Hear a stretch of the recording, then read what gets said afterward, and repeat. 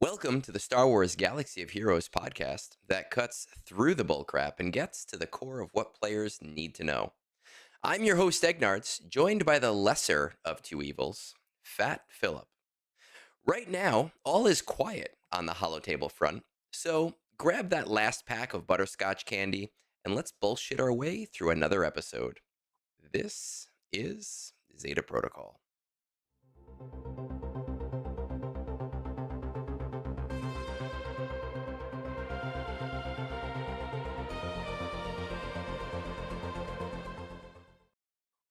Hello, Philip. How are you tonight? We're we're doing better than the news front on the game is, but I think Okay. that's We're kind of just just segueing like right into the game right here. We're not even gonna I bullshit. mean, We're I gonna was just just I mean, I was gonna I mean, I'm just, hey, I was thinking today, like, from a work perspective, this was the start of this week has been like one of the smoothest for me in a while where I haven't got some like BS request that throws off everything else I normally do, okay. which has been very nice. Or I don't know if I've just integrated all of the BS stuff into, like, my normal processes now, and I just haven't realized that's also a very real possibility. Okay, because like the show notes, it said right there in big bold letters, nothing to talk about tonight. Bullshit as long as possible. Avoid segueing into the game. And that's quite literally what you did right off the bat. And we had discussion topics, we had bullshit I topics, we had things to talk about.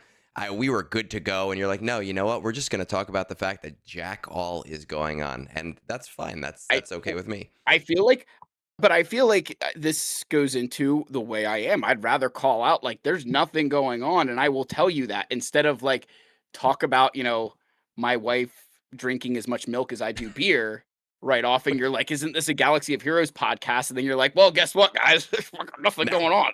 now it's a milk podcast, which it's kind Yeah. of it's unhinged because I do think that if you are an adult, you should not be drinking milk unless it's in your coffee.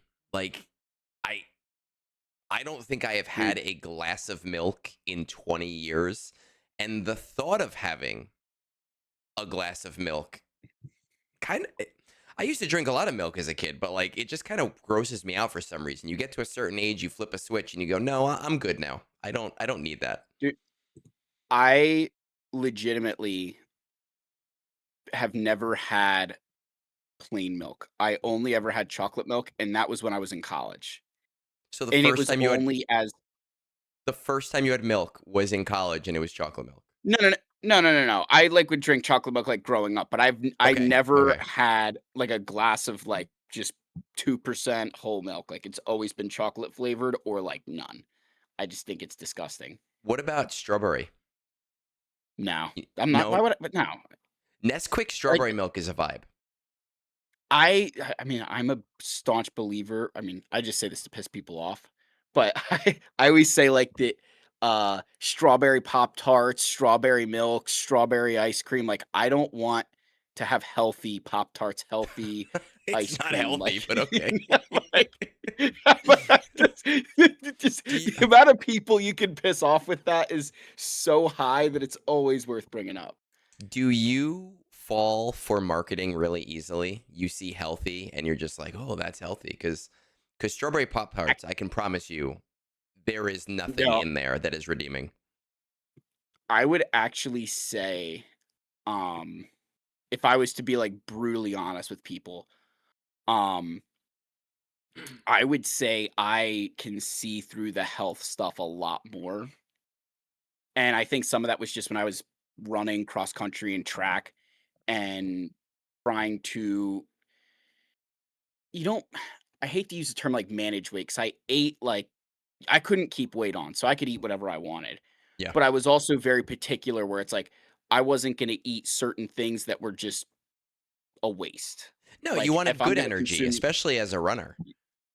yeah, like, I mean, I would eat, like, ridiculous bowls of cereal and, like, I'd have cookies, but that was because, like, I just needed something in there, but, Now, like, what I did you won't put go in to your s bowl of cereal? nothing, just ate it dry. Just dry cereal. Yeah, with a spoon, That of course, I'm not a Neanderthal. now listen, like I will eat cereal out of the box dry. That's fine. But like Mhm. the idea of, did you pour a bowl of cereal and then use Oh, yeah. the I mean, I had a spoon? meal I had a meal pl I had a meal plan in our cafeteria, so you'd have to go up with the bowl and then, like, get it out of the thing.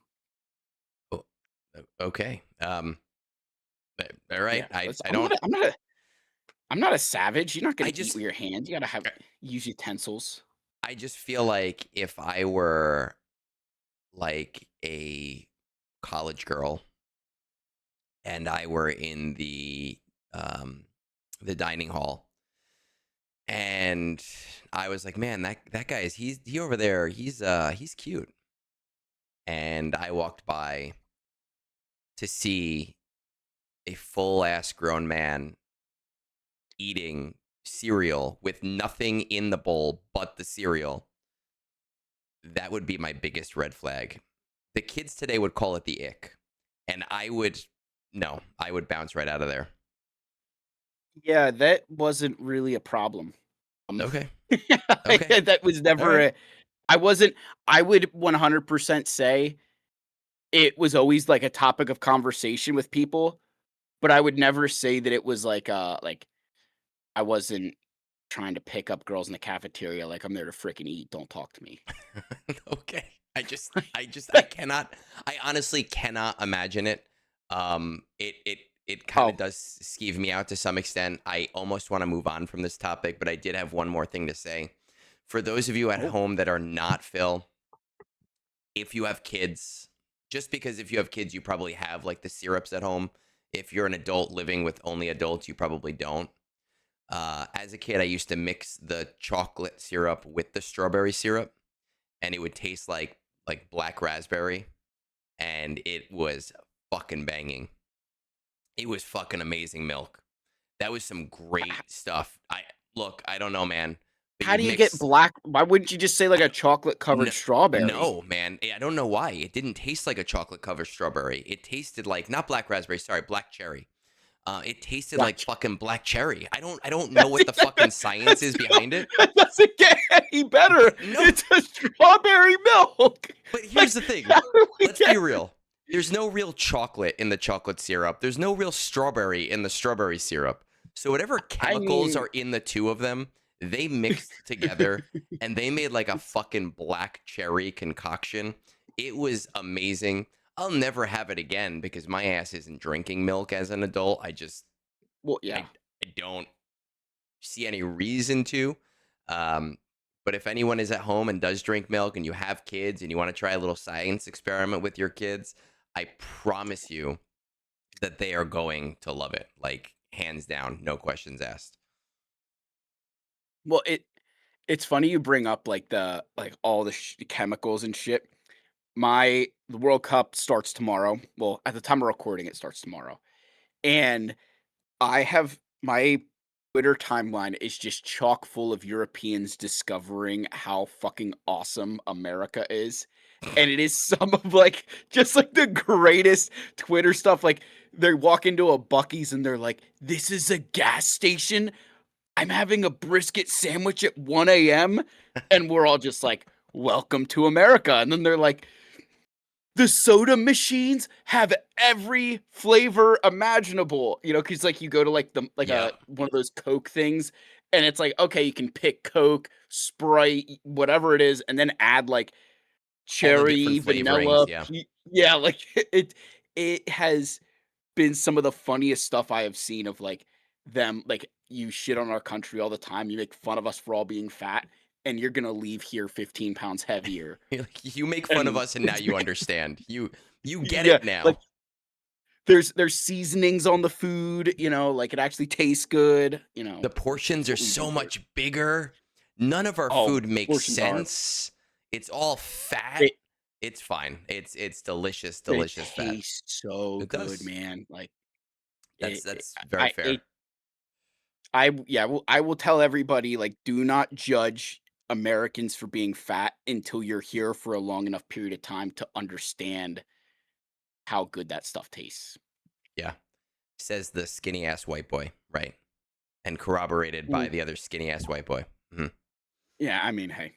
The good genetics for right now. I'll eventually start growing sideways. Oh, I started during COVID. I don't know about you, but Uh, I just those I pounds just kept coming on, and now I'm like, oh, hoodies all the time. yeah, I lost the definitely more on the all right, we're not looking quite as athletic as we used to, but we're still like I if I go to the beach, I'm not that ashamed, Okay. you know. I mean, I don't really go to the beach. I've never been a beach person myself. My wife likes Oh, going to we the go. beach.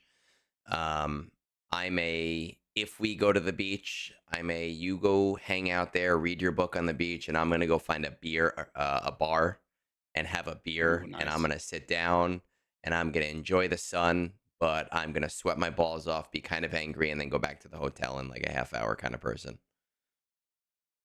I I don't have that option. I'm normally running around the whole time Well, you've got kids. I because don't. I don't have to yeah, worry about that. but I am running around with only one hand because the other hand is firmly clasping my 40-ounce Ozark Trail bottle. It's Of full of Bush Apple flammable Light. liquid. Yeah, exactly right. Like, listen, man, I'm going to the beach. I'll be there with the kids. They're not gonna get in trouble, but we're gonna have a couple of brewskis. It is the one time if I am at the beach, if it's like over 90 degrees, I don't know about you. I know it's a thing with other people, but like something switches off my brain. And 11 months out of the year, I don't give a shit about this. But for that 1 month, a Corona is always like the perfect drink. And I'm like, oh, damn, I need a Ooh, fucking Corona right now. I get a little snobby and I'll get the limes to put in my Yeah, Corona. of course. You get the lime Yep. wedge, you put it in, you put your thumb in, and then you turn it upside Yep. down, and it all like pops up. Yeah. There's another Yes. science Yep. experiment for all the parents out there. You put a little shot of tequila in there. You don't give it to your kids, but you let them watch how it all like bubbles up and does its own thing. Oh, to be young Yes. again. Ugh, Now, man, look, I'm going to jump back to what we were talking about earlier, which is really the fact that nothing is going on in the game. I'm at home seriously. today. Obviously now I'm at home today, but I was home today. I sent you a picture. They started putting in a patio in my backyard. I happened to be home. I Yep. took the day off.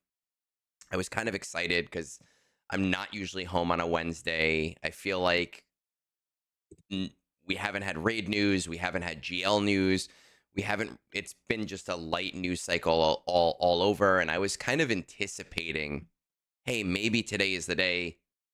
Maybe today is the day that Meathead drops 7 different posts on us, and only two of them Yes. really make sense, and 4 of them contradict each other, and we'll have to parse through it. And I mean, once again, we got nothing, which is frustrating. I think the just pure silence pisses me off more than anything else. Like, I it's kinda like when you're, like, watching somebody in court and they, like, take the Fifth Amendment, where that's basically saying you're guilty. Like, if I'm like, "Did you steal from the store?" I'd like to exercise my Fifth Amendment right against self-incrimination, which means, like, you can't answer that question honestly because you'll perjure yourself, so you're just gonna, Yeah, yeah, say yeah. nothing. And that to me, like, that's basically you saying you did it, right? Like, that answering that question will either perjure you or you'll admit your guilt.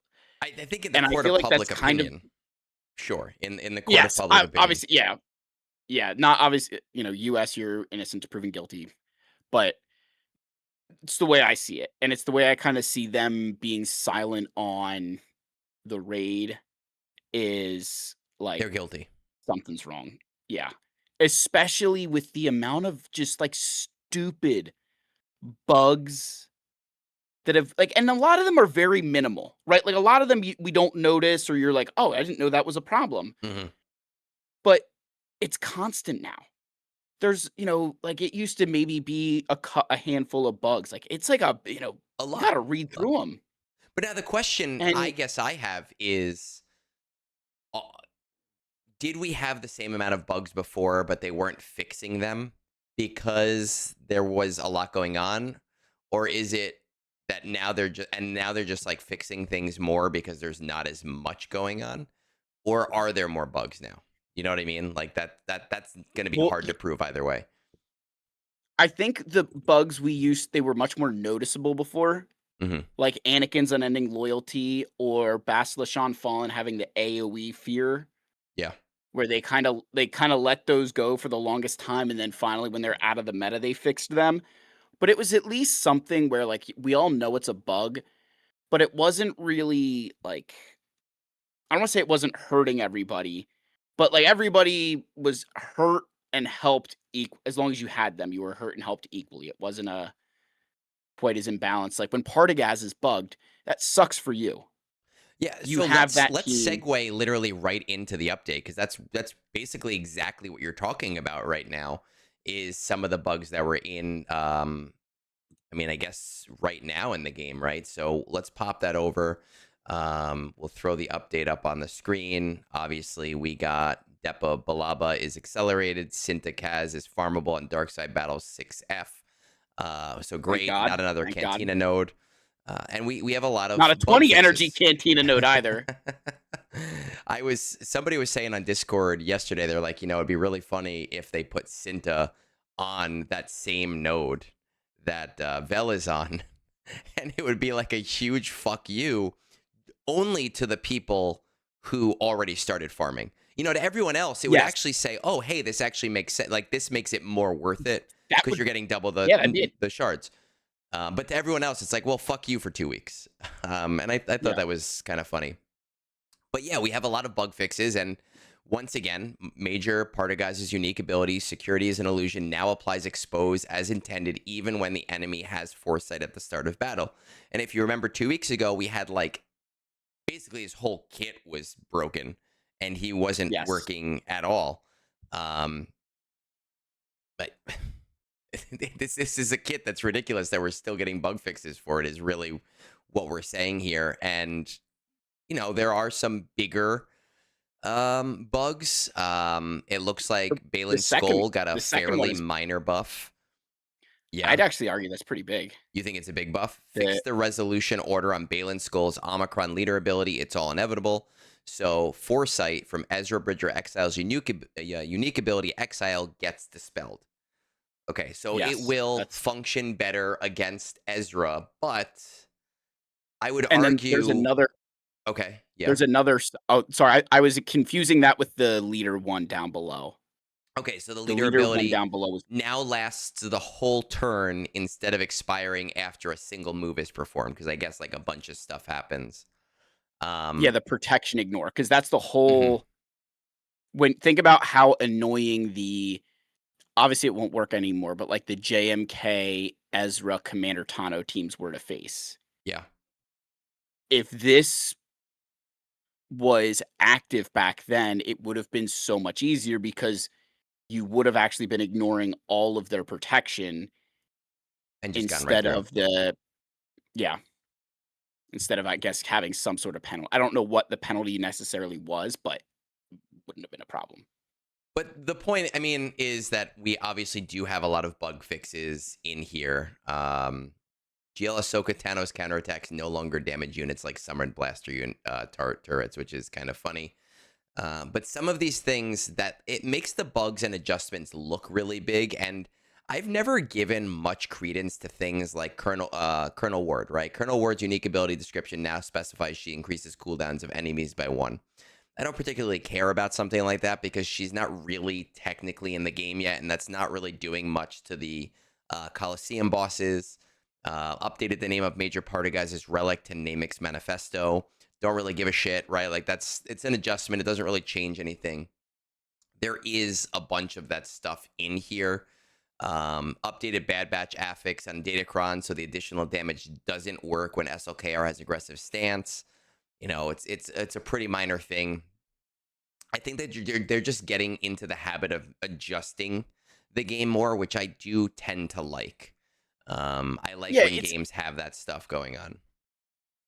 it's good that they're finding things. I appreciate that they're kinda letting us know what they're fixing.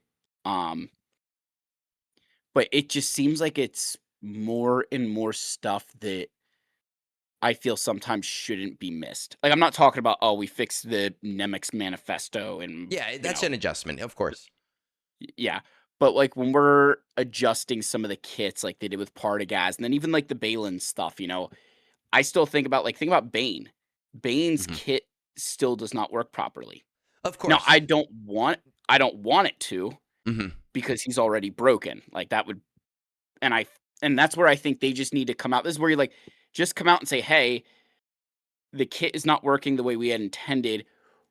We are okay with this because his performance is where we want it to be." Because if he's Well, yeah. dispelling foresight, that completely changes how you like, I would set defenses with foresight heavy teams to try to bait him out and kill him, and it can work. Yes. I mean, it's a discussion that we've had multiple times in the past, and we can point obviously to different kits in the game where they have done that, where things didn't work. I think is it Disguised Clone Trooper that was supposed to gain TM, right? It's supposed to gain like 20% TM based on a certain condition. It never worked, and then they eventually just removed it from the kit. And obviously, my It's headcanon there is that it was intended to work. It never worked, but the power level of the team was where they wanted it to be. So they decided after they probably internally fixed it, realized it would overpower the team and said, no, we just have to get rid of this. That's a balanced adjustment. yeah. I don't Yeah, I necessarily think those are mind that. I do think they should happen quicker, though. yeah, or at least communicate that what's happening. I Yeah, think for me, I always come back to just let us know what's going on. I of feel like course. 95% of the reason I'm so pissed off with the raid and everything else is because you're so silent on the matter that it makes me wonder, like, is there something worse going on? And the answer is probably not. You're probably just fucking burnt out from releasing. I was doing the math in my head. You in a 3-month span, right? In an era, you figure you're getting 6 marquee units. So every 2 Yep. weeks we're getting a character. But it's more than that because then you're also getting a journey guide character and a conquest unit in that time. Hmm. So you think over or over a 3-month span you're getting 8 characters. Yeah. That is insanely fast.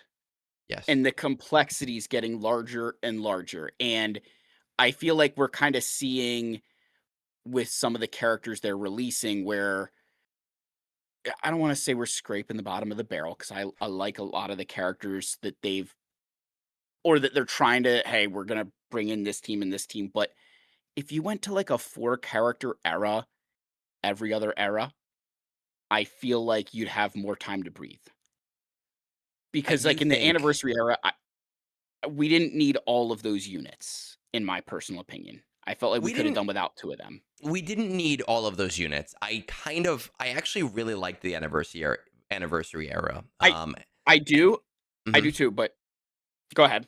So I kind of really like the anniversary era, and I don't think it's something they should do every time because it's too much. But what I liked about it was that it was an interesting change going into GAC where there was 7 changes versus there being 1 change. Normally there'd be like one meta shift at a time. You'd be worried about that one team. That GAC, you really did feel blind because everybody was setting every era team. And we're not talking about 7 stars. So we're not talking about whales. We're talking about even the free to plays were setting their 4 star relic 2, relic 3, and those characters were doing really well. It just felt confusing, and I kind of appreciated that. I don't want it to happen every time, but I did like that they said, you know what, we're going to honor our roots and we're going to throw in these characters, and not all of them are going to be amazing, but all of them do have a use to some extent. Like we look at Darth Vader's duel's end as a new defensive staple. Stormtrooper Yeah, Luke, he gets like half and half even in Kyber 1. I think Yoda and yeah. he's 3v3. He's 3v3. Yes, That's kinda where mostly 3v3. Yoda and Chewie doesn't really have a place in GAC, but has really helped with that Wookiee team in TB. It's made it autoable, which is really nice. yep. Asajj Dark Disciple, I haven't really found being used very often. I actually Inquisitor, really I go actually ahead. really like, Asajj. I She don't really use her. so I've found that team works and again, it's a team I see sometimes, so it's depends on how often you're seeing the team. But, when people set like the Tarkin clones, Yeah. if you do in like 3v3, if you do like Boba Fett, Sign of Django, Mhm. Asajj, and like Fennec, you're walking out with like 56 banners. And I've liked that because it's just one less team. And again, it depends on what you're going to use. But I was like, that's a very inexpensive team. That's good enough banners that I don't need to worry. It's not a team And I've I don't need used, to. but I have seen it on defense. And then the other ones, right? Inquisitor Barris has been doing some really great work in threes with the Inquisitors. Darth Maul, obviously, is at the top of the meta right now, or near adjacent top of the meta. And IG90 has completely transformed the Doctor Effort team. So it's not like anything was completely useless there. Yeah, like I look at. I more so would say if I look at that era, I feel like we could have done without Luke and Yoda and Chewie. Fuck you. You take that back. I'm just telling you. I listen. I love Yoda and Chewie, but I feel like those were the units that to me seemed the least impactful to To the meta, the yes. overall. Yeah. And again, that I'm not always saying that every character needs to be meta changing, but I think if you are struggling, which it seems like you are, to keep up with this 6 marquee characters in an era, a journey guide, and a conquest unit, you've gotta the only place you can look is in the mirror and say, "What are we doing and where are you spending your time?" And I feel like their time is spent so much in designing these characters and these kits to fit together, and a lot of the teams they're creating from scratch. Yeah. Like, it's not. I think we're you think about, like, the GLs that existed, like Rey and Kylo, all of those characters were in the game, Hmm. and then we kinda got there was 1 or 2 that came later, but, like, same with Leia and Jabba. Embo was in the game, um, and I think Boba Fett was, but, like, the other characters, they came in and then they released Jabba. Leia, they released just Drogon, and then everybody else was there. Every GL since, we've kind of been like, "Oh, here's a whole new team that we have to design and figure out how it's gonna work together." So it's not just designing Silvo, it's designing how Silvo's going to work with Hondo and like, I don't know if that makes sense, but it makes sense No, in I my head. understand like the complexity of trying to design it around a GL team, but not only do you have to design it around a GL team, you have to design it around a GL team and the non-GL team that players who aren't able to get that GL right away, right? So like the kits have to have this double layer of complexity where it's kind of useful for a mid-game player, but it's also very useful for an end game player at the same time. Yes. Fundamentally, when it comes to the era of the anniversary, I very much appreciated the characters there. I don't necessarily agree that they should have tightened up the characters and given us less in that era, but I do agree with you that I would like to see a couple of shorter marquee cycle eras because what I'm finding right now in the game is that with the cadence of characters, with having to get 6 marquees, with having to get a journey, the conquest character, and it's roughly about a quarter of a GL per quarter. I am having trouble really keeping up with like modding on my old roster. And what it ends up being is that the first 2 marquees of a new era, I can play with mods on old characters. I can upgrade things, I can try things out, I can try to roll things and see what works best. But then for the next 2 months, I have to sit in a holding pattern. I have to let my materials build up. I have to make sure that I have tons of mods ready for when those characters come out. So I'm literally just sitting on materials constantly instead of upgrading characters like I want to be doing. Oh, it don't yeah.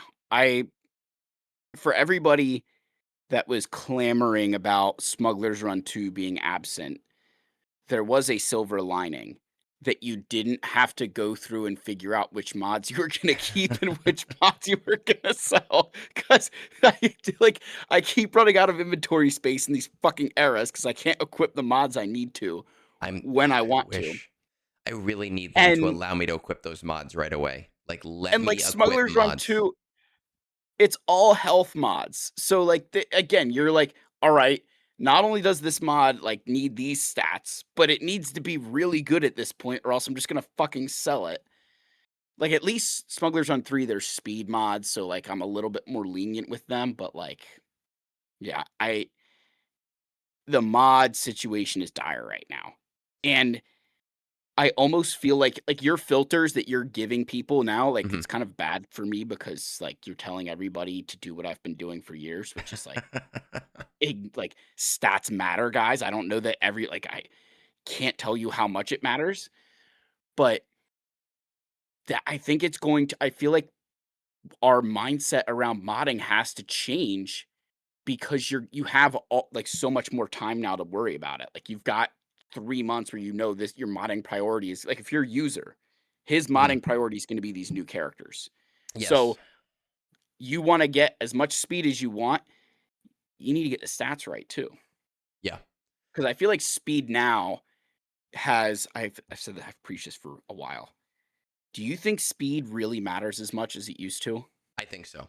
Yes, I do. I really do. I mean, But speed like highest speed is not always the most important thing, right? So I know that for you, when it comes to particular characters, you like offense percent and you're willing to sacrifice 3 or 4 speed to get the much better offense percent. And I don't think that that's wrong.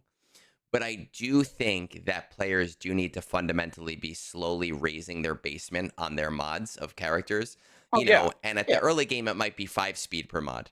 In the mid game, it might be 7 speed per mod. Where I am, I'd like to get a ceiling or not a ceiling, a basement of around 15 speed per mod on my characters at this point.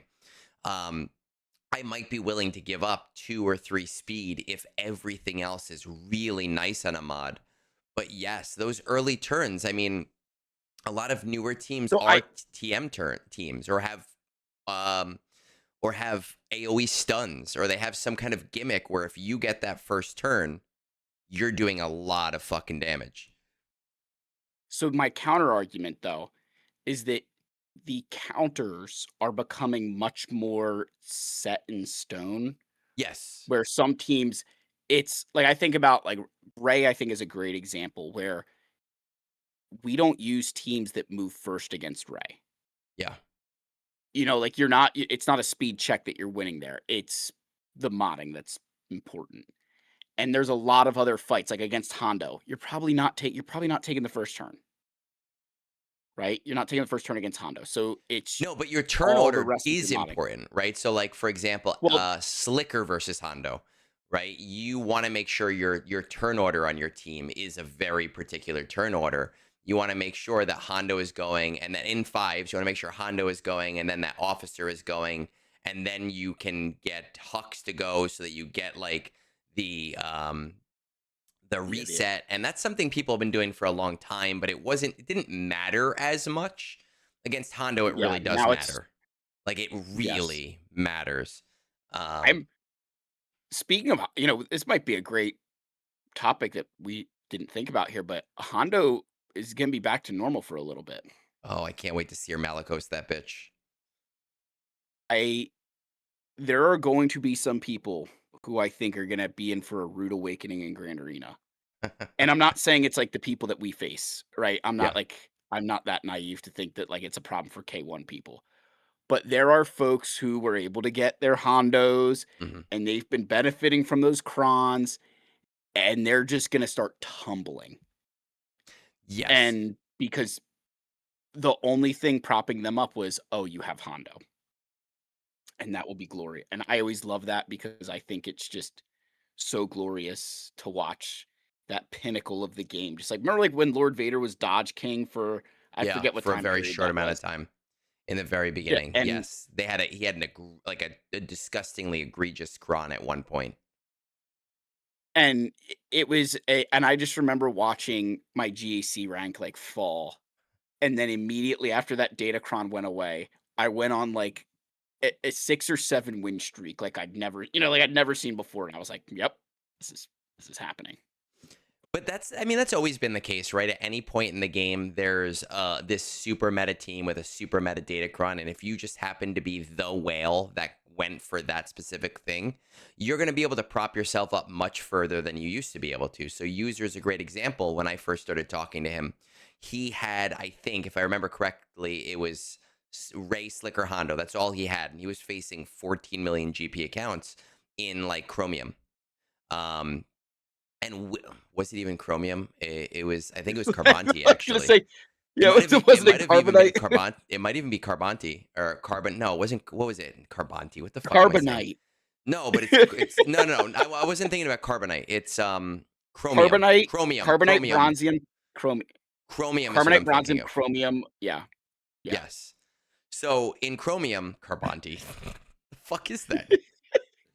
This is 2019. I don't fucking know. This fucking stun guns. So he was in Chromium fighting against these 14 million accounts. And by the way, those 14 million GP accounts, they do attack in Chromium. They do. Oh, yeah. Don't let anyone tell you that they don't, because they do. But because he had Hondo, he was able to just prop himself up because this was early Hondo. No one knew what to do with it. And it was just, all right, man, just throw it on defense and nobody's getting past that wall. We only have to worry about this one wall. Right. And there's always somebody that is in that position in GAC. Before it was Hondo.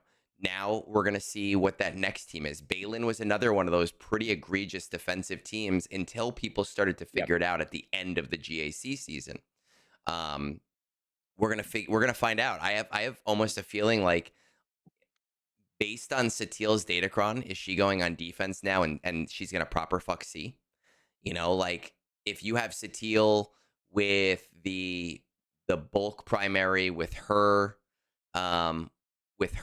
level 9 and the does reduce damage on the level 6. Is her bomb going to explode a C before C gets to do his ult? I don't know. I'm just kind of saying there's going to be something in this season that is going to be a defensive monster. I have to say, like, if there's one thing I can appreciate about Datacrons, which is tough to say and many of you will hate, it is that I think they've brought, in some cases, and I say some because I think like Hondo has been at the pinnacle of every day of Datacron sets since his inception, and so is Ray. I don't necessarily. Well, Ray, I think that's a whole different subject matter. So is Ray. Like we have the Sorticron coming up now. Like, good fucking luck. But there's some of those teams that just kind of crop up every once in a while that are I'd always say always worth having, and they just get that much more important. Yeah. Like a Satil.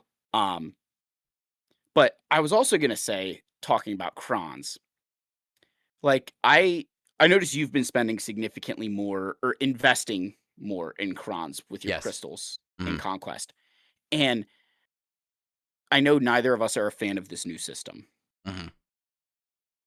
Right? Like that's the new it's so much energy. Every month it's so much energy. Yes. And by energy, I don't mean in-game energy. I mean mental acuity, mental energy. Yes.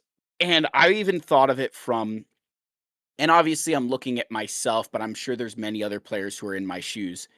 That time period of that second month was so important because you were never going to get enough Datacrons the first time around. Yeah. So you were like you had to get your Vayne Cron, you had to get like the focused Cron or whatever, and then you were going to be short for like a month. And then that second month, I was obtaining more Datacrons that for the next 3, I could still be competitive. You know, like that was always the way that I saw it, was like in a 4-month cycle of Datacrons. And or maybe I'd even say like for 2 months I was competitive because there'd be that cycle because of where Conquest, of course, because of Conquest. But that it actually worked really well, and from a revenue perspective, it clearly maybe wasn't. Actually, let me retract that and say maybe it was working well revenue wise, but they want more revenue now, and they're just trying to maximize revenue. But from a player perspective, it worked really well because during that first month of Conquest, Players like you, players like me doing your 350 crystal refreshes, you maybe got 2 or 3 datacrons. You didn't really know if they were good. You kind of guessed, you were hoping. The whales got Yep. everything, and the whales did amazing. They obliterated for a month and a half. Like they just kicked the shit Yep. out of everybody. They had their time in the sun. And then that second season would come around, and you would know what to shop for. You're like, all right, I just got my Yes. ass kicked for a whole season. Now I know what's going on and what's good. I'm going to shop for those things. And you felt ready going into month 2.5, right? Because like the conquest cycle and whatever.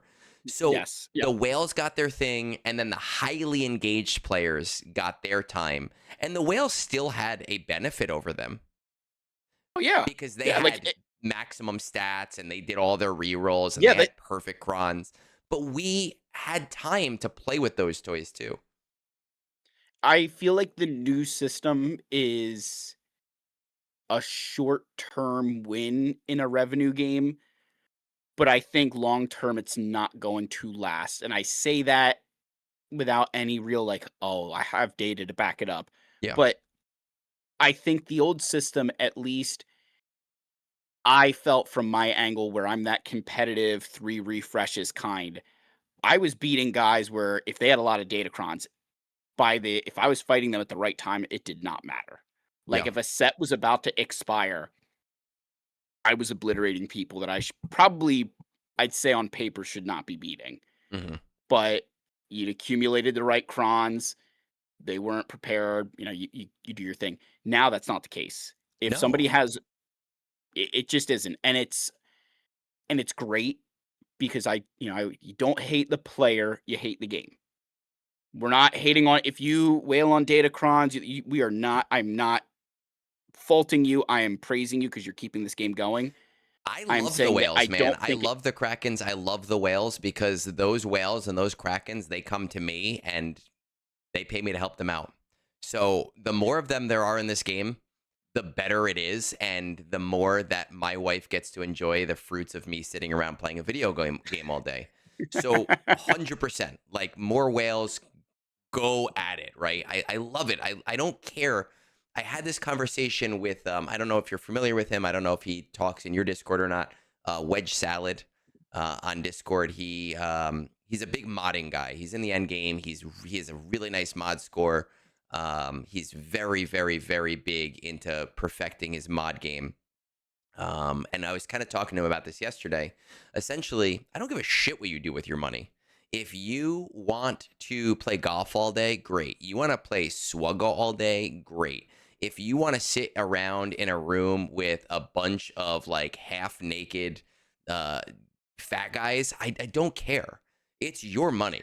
As long as your bills are paid, as long as your family is provided for, and as long as it is not negatively affecting your life, do whatever you want. The same people who are going to sit there and be like, I would not pay for pixels, are fucking betting on Kalshi on the Cowboys game, hoping that their 100 to 1 odds are going to net them, $1,000 on their $10 bet. Like, it's the same fucking shit. It's just that your little autism thing is different than their little, tism thing. Yeah, no, I think that's a very accurate take. Like we've all like I remember somebody saying, I forget if I don't know if you were watching Cubs back in the day, but he had that I forget what he called it, like whale talk or whatever. Okay. And I'll never forget there was this time where there were a bunch of people who were very upset with the game. And this one guy, he had said at the time, and this is, I mean, back when Cubs was at his peak, so this is years ago. But he had said, like, yeah, like I've spent over like $100,000 on this game. And obviously he had the disposable Mm-hmm. income where that To was do an it. option. But he was like, I remember feeling attacked because he's like, I don't have to hit the raid. I don't have to be on at my arena refresh. I don't have to be on at my fleet payout refresh because I'll just buy the crystals and I'll go do something else with my day. And I was like, man, you know what? Like, I never thought of it like that. It was Oh very yeah. eye opening to hear.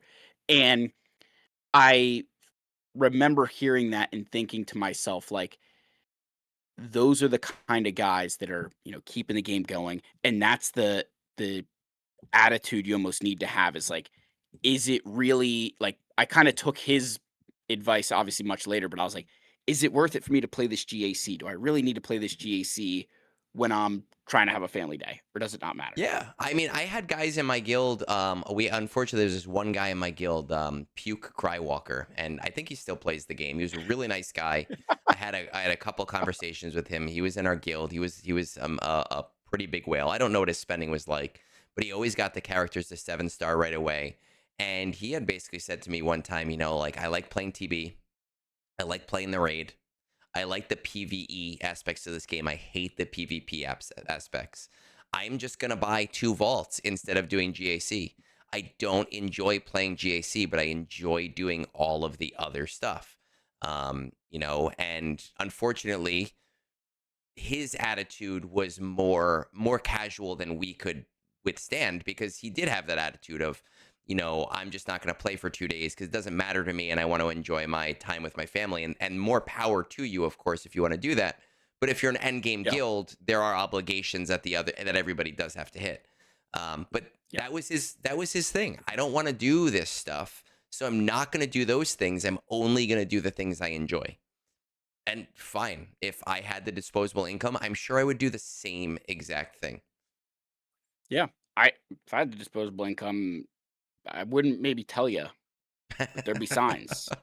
there would be signs. There would definitely be signs. Not a Relic 10 Wampa, but there would be signs. You're just never gonna hit that I wampa. have Relic 11 on everybody, and then Wampa still sitting at Relic Sitting at 9. 9. Like, But I want to kind of circle back and finish up the Datacron thing. My whole problem with this Datacron set stuff is that this game does take a lot of time. If you're playing at the end game, like a lot yeah. of newer players don't understand the time commitment because a lot of these things aren't open to them at the same level. On a week like Hell Week, where you're doing Conquest, where you're doing TB, Ugh. you're interacting with the game as a non-officer 2 hours a day. As an officer, you're interacting with the game 3.5 hours a day. It is a ton of time, effort, energy. When the Datacron set is once a month, I'm now also spending time researching. And I know some players in the end game are like researching way more than I am. I am just kind of doing some cursory research, but there's a lot of That's an X. time. Well, you have Tassanex, Yeah, right? You have Lost Womprat. by You the have way, by the Vexitron. way, respect. Yeah, Yeah, by the way, respect for that. Like I perfect. Those respect. those guys, that's their thing. That's what they want to do. That's awesome. I can't talk shit about them because I sit there doing spreadsheets on fucking Cantina refreshes. Like it's the same shit. It's the exact same shit, but a different thing. But I have to do now double the amount of research that I used to have to do in order to play competitively. And it's really frustrating to where you finally start to relax and you finally start to say, oh, okay, great, I can rest. Nope, new Datacron set. And it does get Oh, really frustrating from that point of view. and I feel like it's almost I think what would frustrate me less is if the level 3s would vary more. Like, we're in a perpetual state of we're always going to have a 15 and 15 for light side, it feels. We're gonna have it for the dark side at one point. You're gonna get the turn meter on specials, the turn meter to start. Like, it I used to feel like the old system at least would be like, "Hey, this set, it's really important to get 15 and 15. This next set, it's really important to get this specific one." Where now it's like they're almost always the same. I do think that And they've gotten to the point where if it's not a new team, they're just cycling. They're just rotating things. There's no yeah. like, oh, we're gonna try something new with this character. It's why try something new when we have something that already works. Um, Well, I feel like a lot of the Datacron, I don't know if you remember this set, but I feel like this is the set that kind of made them change the way they were doing stuff. Was when it was I call her Coors Light Leia, but Bush Leia. Um when she had the Datacron for Hut Cartel, okay. And the level 9 was insane, the level 6 was good, the level 3 was good, but the stats were trash. And, like, I remember asking, I forget who, I asked somebody, I'm like, "Hey, like, what stats should I be aiming for?" And they were like, "Stats don't matter this set. Yeah. Just get the level 3." And it, of course, it made life so easy. You're just like, "Okay, that, job done." But I feel like since that set, which this was a couple years, this is like a year or 2, been enough time that, you know, a long time ago, but since then, I felt like the stats have always been a mix of health, defense, offense, There's always something something good to in there. draw you in. Yes, and I'm not saying that I don't like that, but in these condensed sets, I feel like it gets exacerbated, where there's It a little does. bit more It it's there's a does little bit more luck because involved. it does get exacerbated a little bit. And we talked about this, I think, last episode, where because these sets are more truncated, right, and they're less complex, you're going to find an easier time rolling the thing that you want, which means more people have those uber crons. So more people have that vein cron because they're not rolling through three different factions that are dark side in order to try to get to that vein cron. But then there's also a good vein cron and a bad vein cron, and you're hoping to get the good vein cron. Now that they're a lot less complex, it's a lot easier to hit that roll. So the stats almost seem to matter a lot more than they used to because everybody has the two or three crons that are like the amazing ones. Yes. Well, I also would say too, I think the stat, like I think the way we're saying maybe complex is the wrong way. I feel like datacrons are far more complex now than they used to Well, be. when we talk about complexity, right, we're talking about like the amount of affixes that can roll. And that's the way that CG Yes. has kind of said it as well. Is they're Yes. less Yeah. complex because it's one light side thing, one dark side thing. Yeah. And it's not, I mean, at the end of the day, I think some of the changes they've made, it's not like they're all for the bad. Like I think some of the getting rid of the um like going down to two factions in a set. Oh my, like a light side faction and a dark side faction is so much better. Because I can remember when like Gungans first came out and I didn't have 7-star Gungans. Yeah. So there was like no reason for me to ever have a Gungan level 6 Datacron. And Yeah. you'd roll it and you're just like, I have to re-roll this. Like I Yes, you have to. just It's not, you have, like, there's no point in having this. You need to get that next thing. Now yeah. you know better what is going on in the set. But again, I'm really frustrated by the cadence because I feel like I'm interacting with the game even more. And then we think about like, oh, Era PvP is coming, and now I'm going to be interacting with the game even more on top of that. I No, know we're not going to get into it because that's I going to was be a having huge such a topic. I'm sorry. I was having such a good day, man, and you I'm threw that sorry. in there. I'm sorry. It's But just this I'm I always did thinking about my time commitment. no, you're Appreciate converted. I did say the system, the new era system worked today. I got top 30.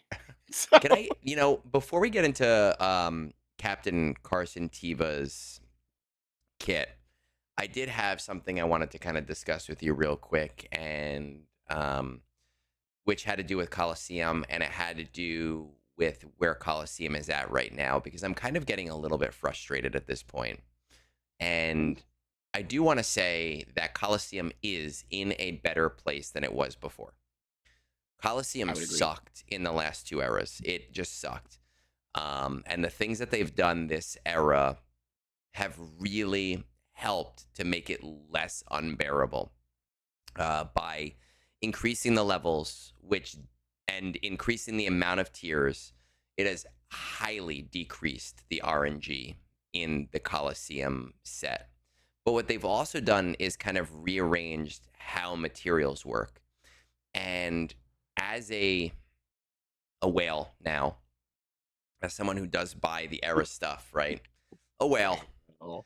Um, who's someone as someone who sends my expense reports to user and says, here's my era spending, make me whole. Um, what I'm noticing is I get my marquee. So I'll use no. Well, yeah. It doesn't matter. Any marquee. I get my marquee, and I get to about day.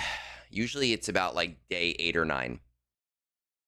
And when I get to day 8 or 9, I get to the Coliseum tier that they want me to stop at, and I cannot. It's physically impossible until day 14 for me to go any further, because the way that they've done things now, and I guess it's smart for them, but they've made it so every like 20 levels or so, you need those Xeric materials. And you get literally only exactly the amount that you need each 2 weeks. So like right Yes. now, I'm capped at level 95. I'm stuck there. I got to 93% damage on the Crate Dragon today. And I thought about doing more battles, and I was like, what's the point? I'm gonna get to tier 10, Yes. but I can't do anything once I get to tier 10 because I need Xeric materials to upgrade. And I can't, even if I wanted to buy those materials, I can't buy those materials. So I'm starting to feel like Coliseum is like an on the rail shooter.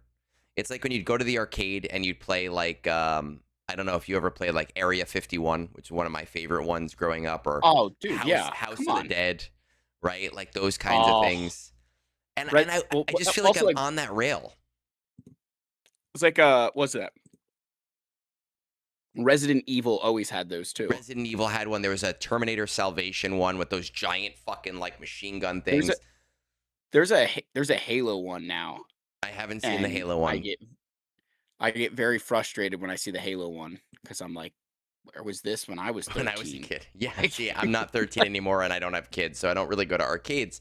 But I just feel like I'm on this Oh, rail where I'm not, I don't feel like I'm progressing faster or slower. I feel like I'm just progressing at the exact level I'm supposed to. And I feel like it doesn't matter if I theory craft, it doesn't matter if I get 6% more damage. It only matters where I fall in the era. So if I am ranked 6, I don't need more damage, because yep. getting to the next set of rewards doesn't matter. It's irrelevant to me to get those rewards early. If I get those rewards now or in 4 days, there's nothing there for me. Tomorrow, I'm going to probably hit, no, not tomorrow because it's Zepho, right? Zepho Guardians tomorrow. But in 2 days, I'm going to hit tier 10. So on Friday, and then for the next couple of days, nothing is going to happen because I literally cannot advance my characters. And I'm starting to feel a little bit frustrated by that. And I don't have an answer to that. And I know that players who are free to play or who are maybe only buying the Era Pass aren't feeling this, but they're on the same rail I'm on. They're just not hitting the wall, right? It's kind of like old games. The loading screen for me, I'm getting stuck waiting for the loading screen, but they're progressing slow enough that they never hit that loading screen. They're not progressing any faster or any slower than the people around them. They're specifically and exactly advancing at the level. And I feel like the theory crafting is not as interesting as people think that it is. Yeah, it. I've as someone who probably has to deal with a little bit of okay, I have to kind of theory craft, but like I always joke the dry axe is my for some reason as much as I fucking hate it, that is when I place the best. Like I hate the and it's like fucking every Drax. couple of days and every couple of days, system worked. I got top 30 because it Yeah, was I a get it. dry axe day. And but I have found I think that especially with the new levels and the way they work, it's like I don't ever feel that need to be like, "Oh, I should, you know, do a refresh." Yeah, Now, I obviously also look at it from a perspective of like you're going to spend 250 crystals for 600 more currency, yeah, right? Like for me, like I'm going to get what 600 more currency. I mean, that's what like not is that even I don't even know the math off the top of my head, but that's it's I can't do it nothing. off to my Like top of my head right now after drinking, but Yeah, I mean, I feel I want more to happen with Coliseum. I want Coliseum to be a little bit more interesting. Again, I I do think think it's in a better place, but I am starting to I feel the think the holes. I feel like the answer for it's not PvP as much as I think user wants it to be PvP. It's not PvP to make Colosseum more interesting because I feel like again it's going to be the same stuff. Like, oh wow, you beat Phil's team. Congratulations, guys. Yeah. Like, gave yourself a pat on the back for pressing auto and moving on. Because that's what I feel like for a lot of guys at your level, the theory crafting isn't there because there's not enough guys who are spending at that point. Well, Like there's I there find with there are. most I mean, I have a few guys in my shard. So there's this guy. I'm gonna mispronounce his name because I forgot. You know how like I dyslexic some letters and I reverse and put them in the middle. There's this guy, a YouTube guy that people are starting to talk about. He's starting to gain some traction for his Coliseum videos. Silver Mahora Majara, something like that. He's in my era shard, and he okay, does not have the same spending as me, but he gets somewhere around like 8 to 12 every day. There are enough okay, people at my level where I could feasibly be outside of the 10, outside of the top 10. really, There are enough people in I my feel era like shard that are kind of at that spot. maybe Yes. maybe I need to look because I remember at least before this, like the first two eras, there was a distinct cutoff of like you're not gonna get top 10. Like In I my felt fir- like there was like the eight. in I felt my like there was first two 8 guys eras, who were going. in my first two eras, Yeah, even whaling, what would happen is after the first 2 weeks, it was really easy. No one seemed to really whale in those first like 2 to 4 weeks. But around the midpoint, I was getting to like 15 to 20 sometimes if I didn't like really put in effort. I might have just been getting jeez. really unlucky with my error shards with other whales being in those error shards. Um, I guess I think my point though is that if you're gonna give me this chore every day, make it interesting to the point where like the choices I make matter just a little bit more. Because right now I feel like it's like going into my arena battle and exiting out just because I have to. Except I do have to play this. And I'm starting to get kind of bored by the fact that like, all right, I'm playing the same fucking boss again. I know the fucking strategy for this boss. All right, I'm gonna be doing this again for the next 3 months. Like, and now it's really for What 3 of these bosses, it's 9 months at this point. what if they and I don't know that this is a fix that you would want because I understand there's a time commitment, but what if it was a bit of um like your you scored based on your best attempt and then you scored based off of your 5. Oh God, don't make me play all five. I Don't listen, make me play all I'm just five. I'm simply making the point that I feel like it's also a case where there is an element of someone getting a little bit more lucky than you on one run. Yeah. Because I've had a couple of those where you're Yeah, it like, happens. "This is the greatest luck I'll ever get, and it's never gonna happen again." And you out outscore everybody, and then the next time you do it, you're like, "I didn't even score. I have higher level I have higher levels, and I did not do as good." Um, but I've thought about that a few times. I'm not saying that I think that's a great change because I know time commitments, but No, I mean something for it you to think definitely it about. does happen. It's just something that I've kind of noticed with Coliseum right now is where I'm starting to get to the point where it's like, all right, I'm hitting this cap and but I still have to go through this motion every day. And now I have to wait till Carson Teva comes out, which is a great segue there, until I can actually I like literally cannot progress. I literally cannot buy these materials even if I wanted to. I know like guys like Shadow who have said that in the past he really hates Coliseum. He loved being able to buy his characters to level 70 because then every day he could go in and just get right out.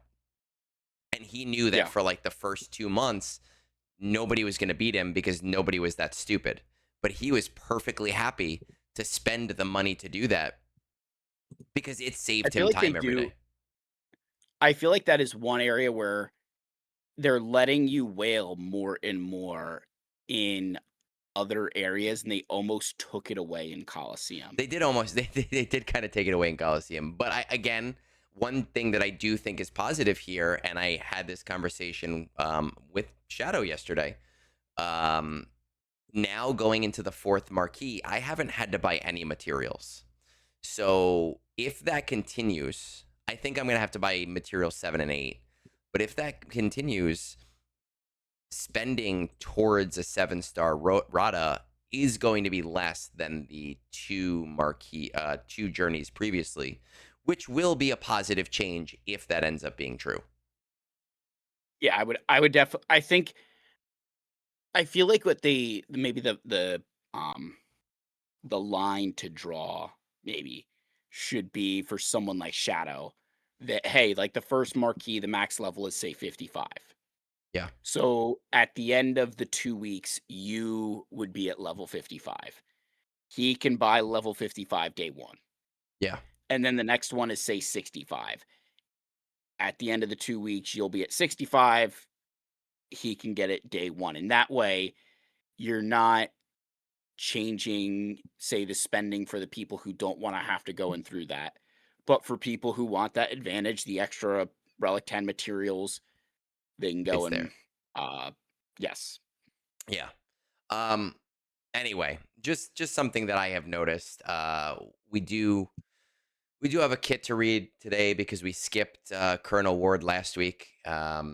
We've got what's his name? Carson Teva, the guy who just kind of shows up sometimes whenever Star Wars decides that they need him in a property for like 4 minutes. This is the Whenever he whenever he's directing the episode he puts himself in. whenever is he a director?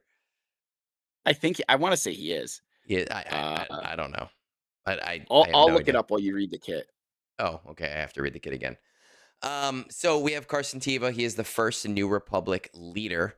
Of course, we do not have the animations. Meathead is always like, "Oh, I'll throw them animations in later." And no, you won't, Meathead. No, you won't. You never do. Don't lie to me. It is all just text.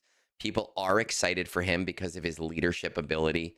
But this is kind of actually where I started to think about the on the rails thing, is because people were asking about that, and I was kind of saying it doesn't matter whether he blows up Coliseum because he does so good as the leader or not.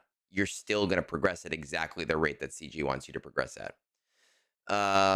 Captain Carson Teva, vigilant ranger of the Outer Rim, designed as a light side leader for the New Republic, rallies his allies into a relentless counterattack machine. He is an attacker, a constable, a New Republic, and rebel. So that means that he can work with Cobb Vanth, but obviously that's not the team that is preferable for him. His basic ability on your signal: deal physical damage to target enemy and gain retribution for 1 turn. During Captain Carson Teva's turn, all other New Republic allies gain retribution for 1 turn. If it's the enemy's turn, attack again, max 2 attacks.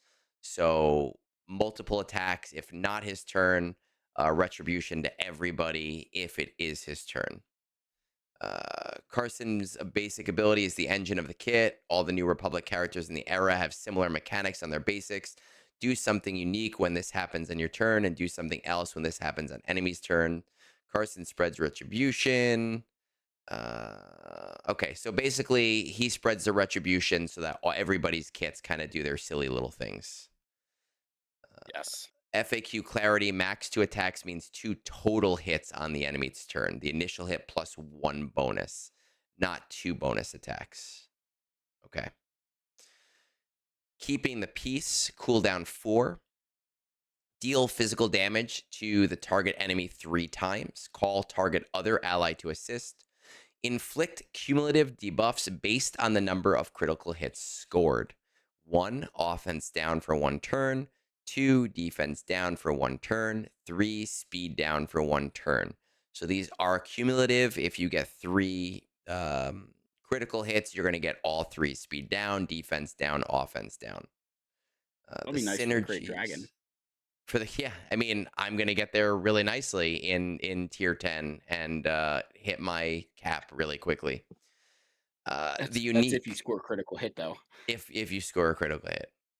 The unique Zeta grants advantage when hitting enemies with on the run stacks, boosting crits for the full debuff suite. R5D4 reduces This ability's cooldown every time it uses a special, and in territory battles, we don't care right now.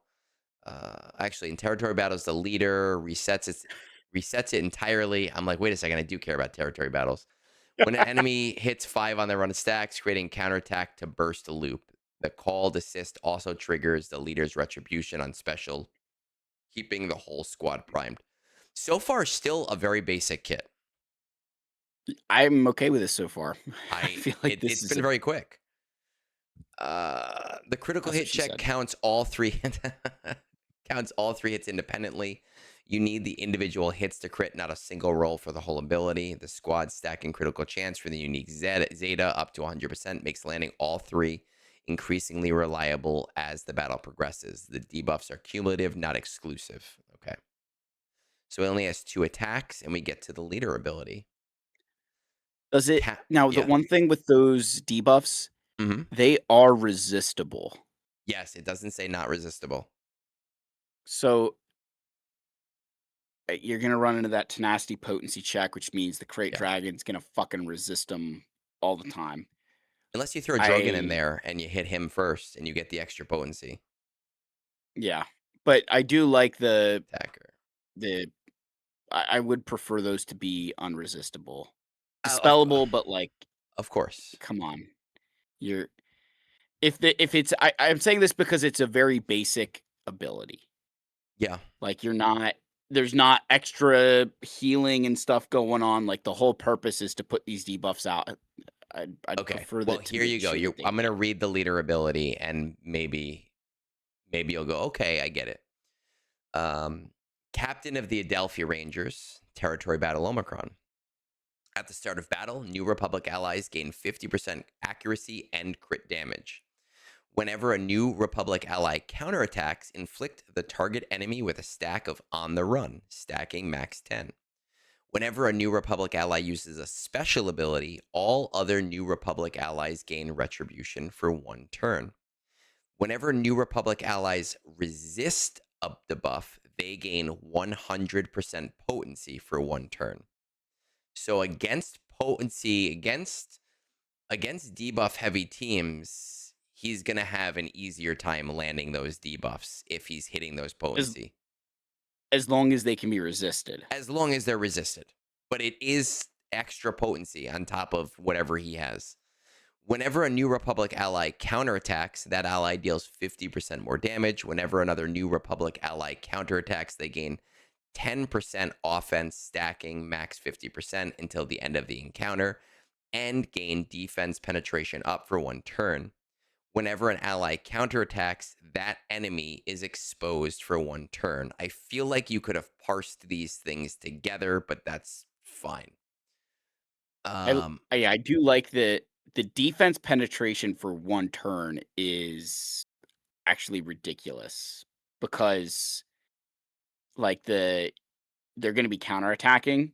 yeah, So you think about it like you're gonna have that defense pen for more than one with them attack, having for yeah, multiple you're gonna have attacks. retribution, they're gonna have it for every single one of those. Like, Yeah, normally, it's okay, you got defense pen, you do your attack, it's over. Here, that retribution's gonna make it a lot more yeah, potent of an than just ability. that one attack. As a Yes. reminder of On the Run, negative 10% evasion and tenacity per stack at 10 stacks. So at the same per stack. So at the same time, On the Run is going to reduce Reduce your tenacity, tenacity. right? To help you with that potency. At 10 stacks, lose all stacks, take 20% max health damage, can't be defeated by this damage, and all enemies gain a bonus turn. Whenever stacks of On the Run are reset, inflict 2 stacks to this character. Now, when they say all enemies gain a bonus turn, they've I've kind of been annoyed by this in the past because On the Run is on the enemy. They mean your team. So the Yeah, New it's Republic worded team.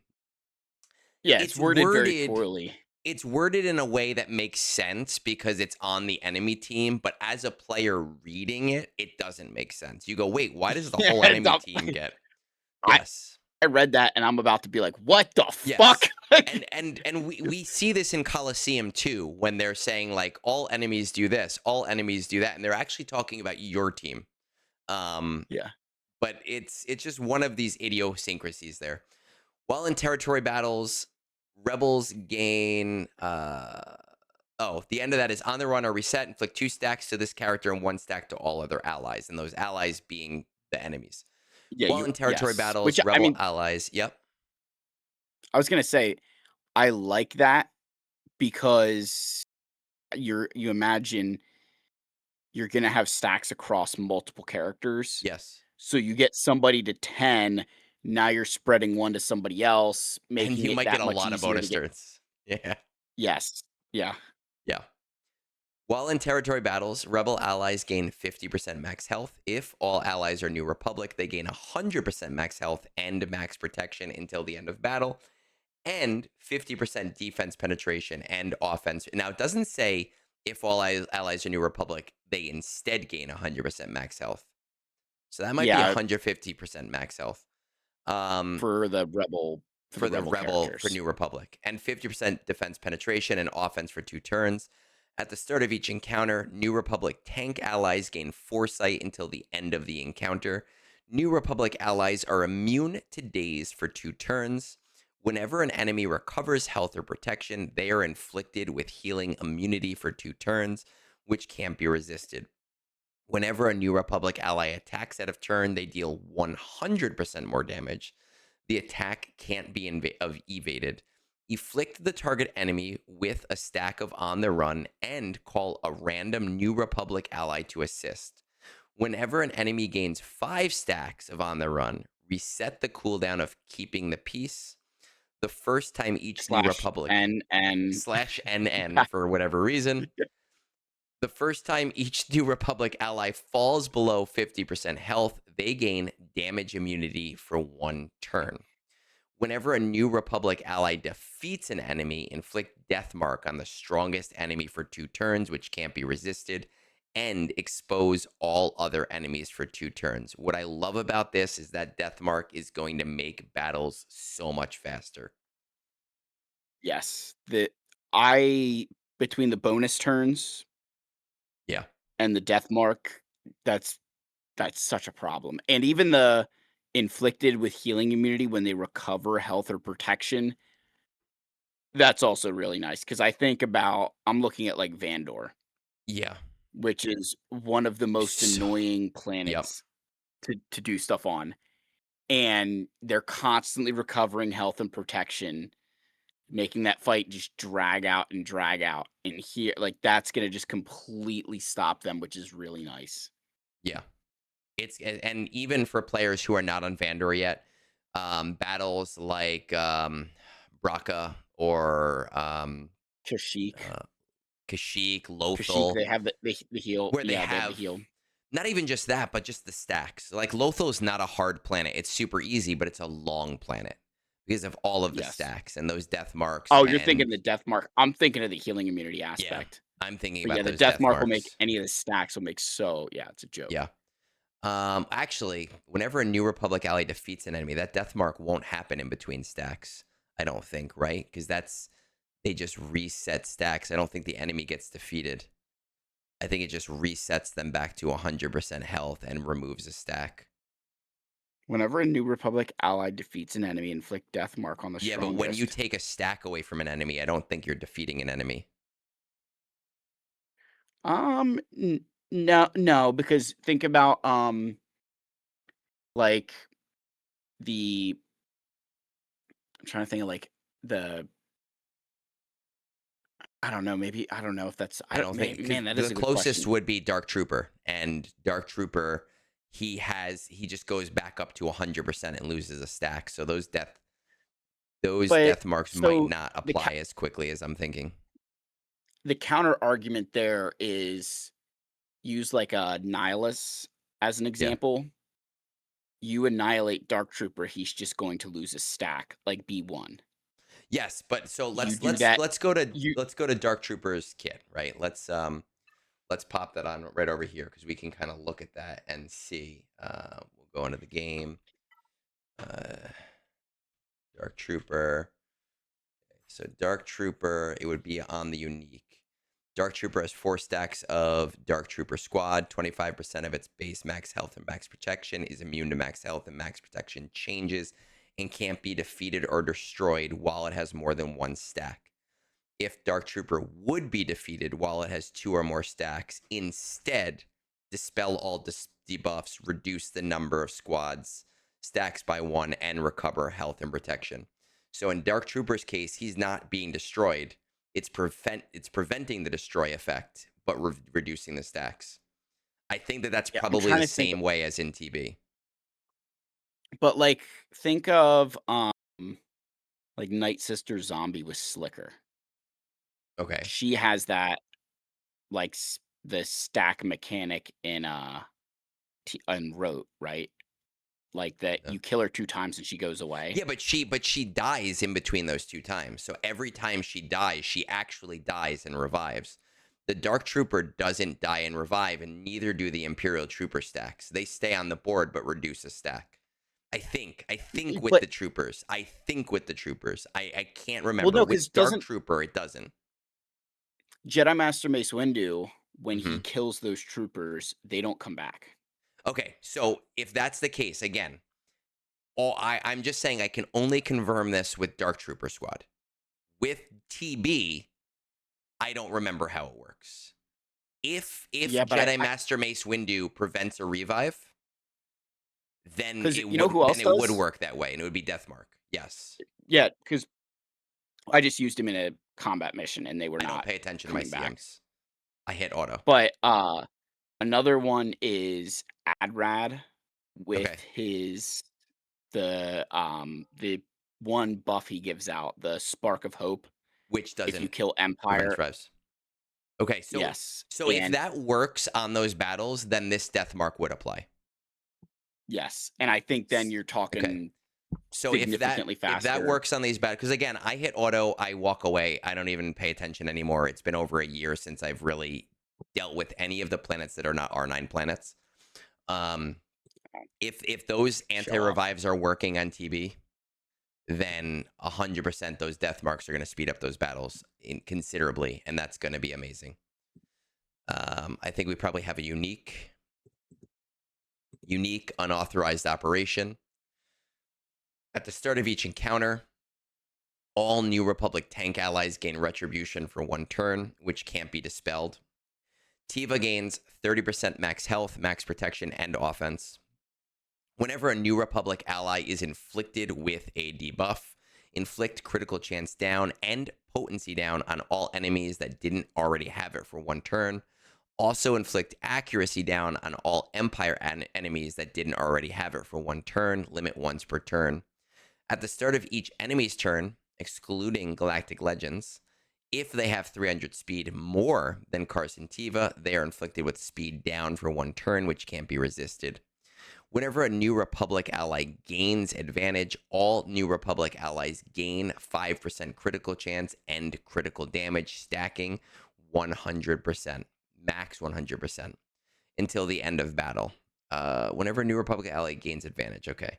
Whenever R5D4 uses a special ability, reduce the cooldown of keeping the peace by 1.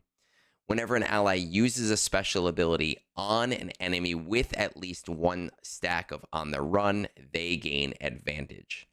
Whenever a New Republic ally evades, inflict target enemy with a stack of on the run. Overall, not a super long kit, which is kind of nice. Find it very annoying how many at the turn, at the turn, at At the the turns. turn there was. It was a lot. It It is. I found the one part I found interesting was the um if they have 300 speed more Mm-hmm. than Carson Teva, they're inflicted with speed down for 1 turn, Yeah. and that's happening at the start of their turn. So the reason I find that interesting is that I think of the Mall Stranger team. Yeah. When you fracture somebody, their speed is set to 0, and Yeah. that's how the stranger can just delete you, is Mm-hmm. because you have 0 speed, he's got 400, you're gone, Yeah. right? Like that's game, set, match. So here now, you're going to reduce whatever his speed is by 25%, which in some cases, depending how fast your stranger is, that might be enough to not trigger that clause. And maybe not. If you're at 400 speed, But it's that's still only going to what? slow down those turns.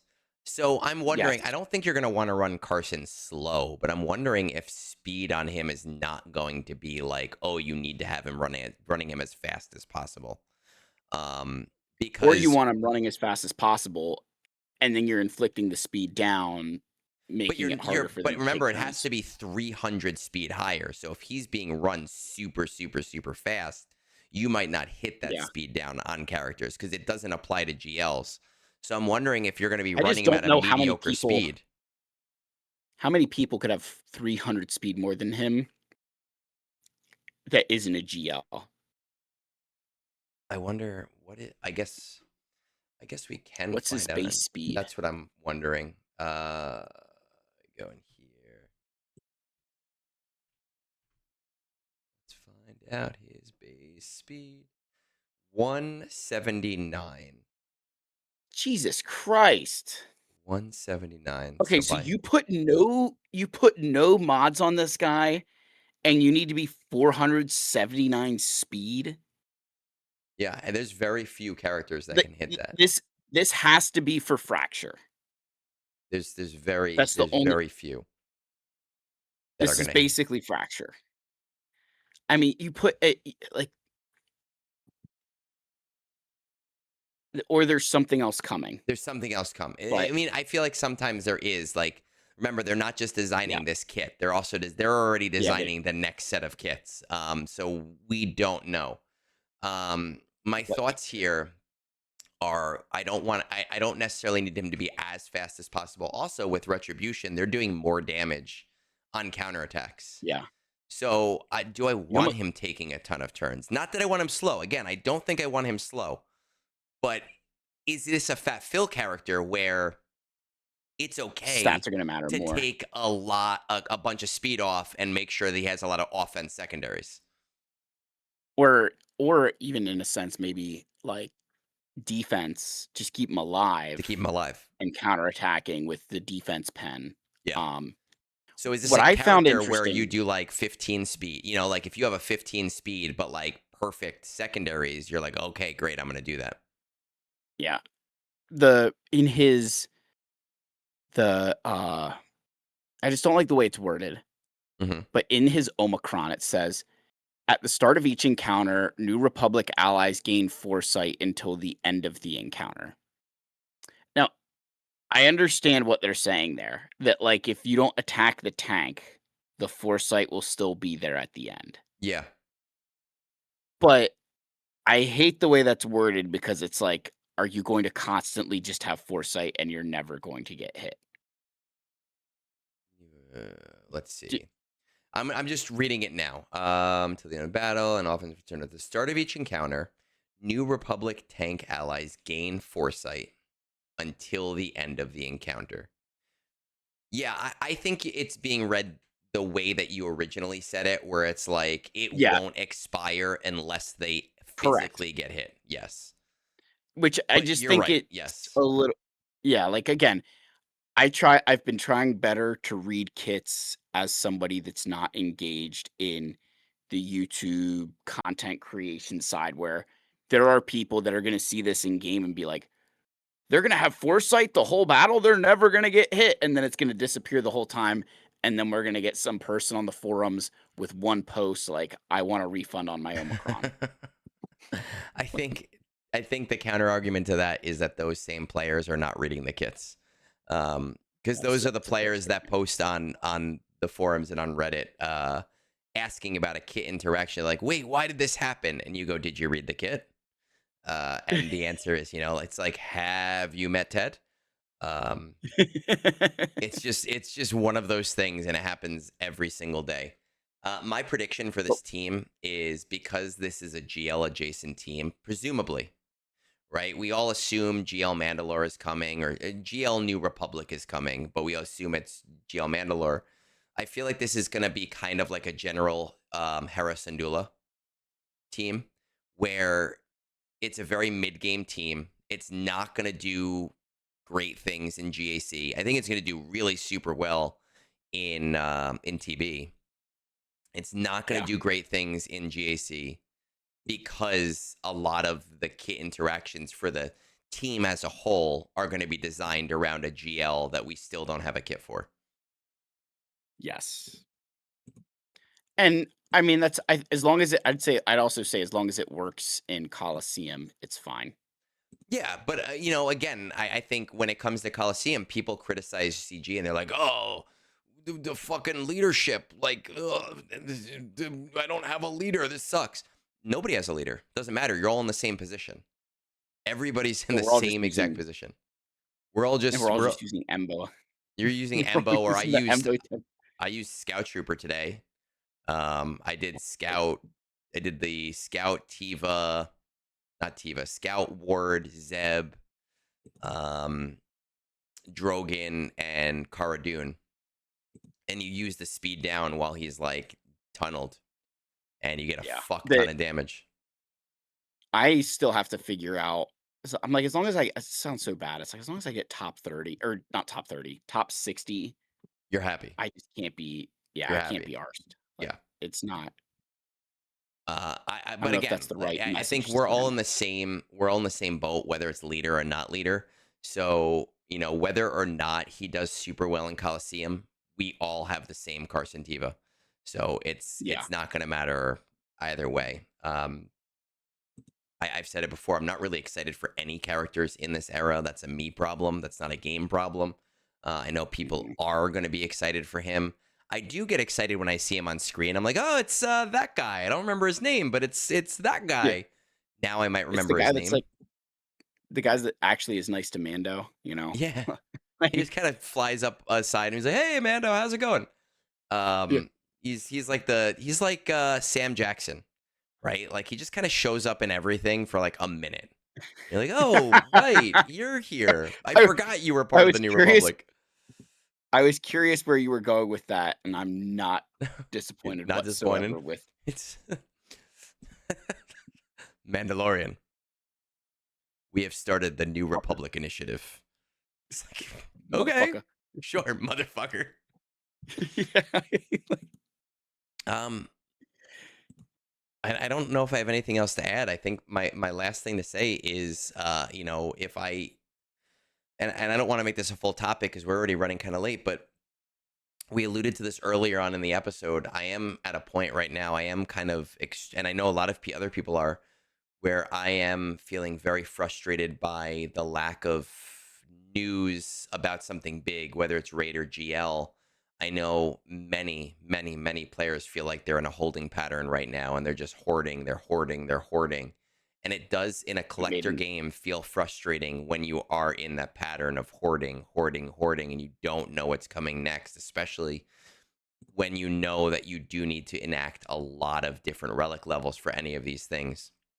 And it does kind of suck. And CG, Meathead, if you're listening, High Command, anybody else, CG Microwave, please, I implore you, get us some news like real soon, because it's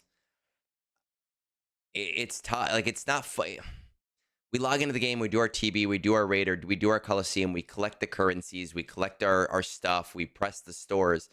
We're not advancing our rosters because we feel like we have to wait for the shit. I'm assuming you're in the same boat that I'm in right now. I have not made a significant upgrade to my roster, and I can't probably since all the era characters came out. Yeah. And I have the materials to do it. Like, I sent you that screenshot the other day just to piss you off that, like, I have enough to do a Relic 10. Yeah. But I don't want to because I'm nervous that, like, you know, we're gonna get some update Friday at, like, 4:45 that the new raid is gonna launch on Monday. Here's the characters. Have fun. And the other side like, of this is, if CG, if they need to delay the raid, just tell us.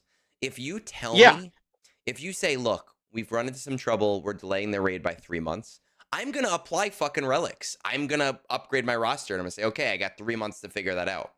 But right now, I'm like, it could be next week. It could be in 2 weeks. It could be in a month. I need to make sure that I have the relic levels to at least be functional once that raid starts. That would be my biggest ask is just tell me. Just I communicate. don't need the yeah, I don't need you to give me a 5-paragraph essay. Yeah. I don't need it in MLA formatting or Chicago or whatever MLA the fuck, formatting. like just tell me, just give me like some idea of, hey, this is where we're at. Yeah. Like So I'm big on I communication. I'm very, very big on yeah, communication. I'm going to finish off with a quick anecdote. I run a business, and in April I found I needed T-shirts, and I found a new T-shirt vendor, and I emailed him. He called me. We had a conversation. I ordered 150 T-shirts from him. I paid him literally that night, and he told me, "Hey, 2 week turnaround. I got you in 2 weeks." And, I told him, like, hey, you know what? I actually don't need them for a month. It's cool if it takes you a month. It's no big deal. And that month rolled around. I heard crickets from him. So I had to call him. And he told me another week. So another week came around and I didn't hear anything from him. And I called him. And he was like, oh, it's going to be another week. And 8 weeks rolled around and I finally got my t shirts off of a 4 week turnaround. And 2 days after I got those t shirts, I counted my t shirts and I noticed that 25 out of my 150 shirts were missing. And I only noticed that because 3 full sizes were missing. So, like, all my adult sizes. So I sent him a text and I said, hey, man, I just did an inventory and these things are missing. And he said, oh, shit, I'm sorry. Like, I'm going to look into it. I'm going to get right back to you. 10 days passed. Didn't hear from him. Text messaged him. Didn't hear from him. So now we're going on like 9, 10 weeks. I haven't heard from him. He hasn't responded to me. I left him a 1 star review on Google. And it wasn't emotional. It was like, this is what happened. This is the whole whatever. And I'm very disappointed. yeah, Within an hour, he texted me back and he gives me the sob story. He's like, oh, I'm so sorry. I was at a funeral 2 days ago and it was my daughter's 17th birthday and it was this and it's been a crazy week. And the point of the story is this: I sent him a message back and I said, listen, man, it's not my job to fuck up your business. I don't want to fuck up your business. I want you to succeed in business. I want to succeed in business. I am a very reasonable guy, but the truth is, it's not about the 1 week. It's about the 9 weeks of constantly having yeah, to chase you to do the thing you promised me. If you message me and you tell me there's a delay, I'm reasonable. I'll say, great, man, thanks for the update. I'll smile and I'll say, awesome. I appreciate you touching base with me. I understand. But if you ghost me, I start to get pissed off and I start to get antsy because now I feel like, what's going on? What are we doing? Like, have you stolen my money? Have all of these things happened? So the point of the story in the yeah, context of CG is just communicate with me. If you communicate with me, I can work with that. But if you leave me hanging, I start to get really frustrated. And I don't like being really frustrated. You tell me there's a delay, I know that there's some players who are never going to be happy. There's people who you can never please. shadow. Shadow, game's dead. Um, but most players are fairly reasonable as long as you communicate openly and tell them what they need to know. Not necessarily everything, but tell them what they need to know and what timelines are looking like. Most players are going to say, okay, I get it. And they're going to be happy and they're going to be okay with that. Communicate with me, CG. Please let me know what's going on because right now I am starting to feel really bored. I don't know if I could have said the way that I'm feeling better than that. Um, I just give us something. It doesn't. I think at this point now, I always say like, CG doesn't owe us this. You owe us words. Yeah. I don't need Clone Wars Chewy shards. I don't need Relic 10 materials. I don't need you to go into my account and give me all of the new characters at 7-star and max level. But please do. Um, I I need the communication in this game Hmm. simply so that I can continue to play it the way that you want me to. Yes. If your expectation is that we're going to participate with this game, we're going to try and Coliseum, we're going to invest in these datacrons, tell us what's coming. It's not hard. 100%. I think that's a great final note for the night. So, with that said, everybody, hopefully next episode we'll have some news for you. I've been pushing Meathead. I've been trying to like work my ways in there and see what I can get. Right now, obviously nothing is happening, but But otherwise, did your my employee badge stop working? my employee discount, they turned off my card. But otherwise, peace out and have a great rest of your night.